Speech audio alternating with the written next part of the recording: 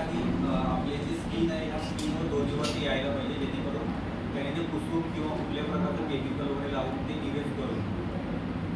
Left hand आहे का यावेळी? लेफ्ट हँड आहे. Left hand. Left hand.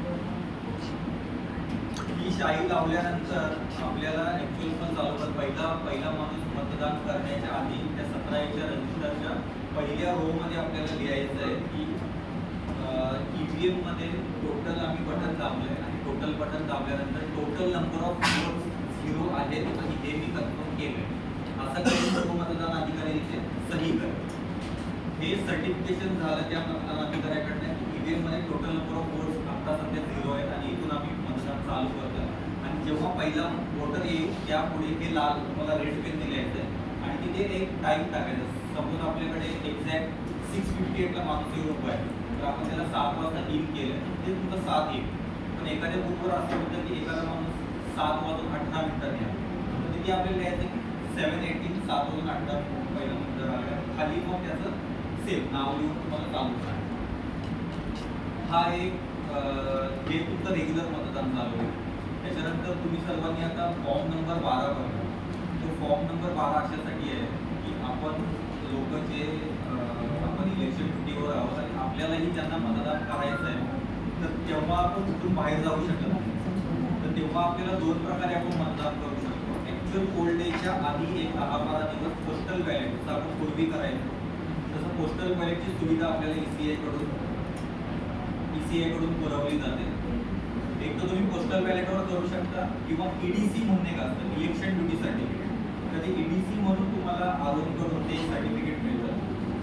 EDC मध्ये एकच कंडिशन आहे की जर तुमचं 90 नंबरच्या बूथमध्ये नाव आहे आणि तुमची जर ड्युटी चुकून तिथेच आलेली आहे, म्हणजे बायलर किंवा हे काही तुमचं जर आता बघा आपल्याकडे आपण चालू असताना एरर आहे. एरर कोणता होता? 2.10. आपल्याला मशीनचे एरर सगळे माहीत पाहिजे. कोणता एरर आहे, तो एरर आला का? आता 2.10चा एरर म्हणजे काय? लेंथ एरर आहे. आता ह्याचं लेंथ एररचा काहीतरी इश्यू झाला आहे. तर आता प्रिंटर मागवतो. प्रिंटर येईल. वोल्टेजच्या दिवशी तुमच्याकडे असं काही होणार नाही आहे. ते बऱ्याच ठिकाणी हँडल करून आले. वोल्टेजच्या ठिकाणी तुम्हाला तसं काही त्रास होणार नाही. सिस्टमॅटिक होतं. फक्त हे आता एका मशीन आम्ही प्रॅक्टिस करतो त्यामुळे ते कुठेतरी 3-4 वेळा ते आमच्याकडून व्हेरीफाय होऊनच पुढे जातं.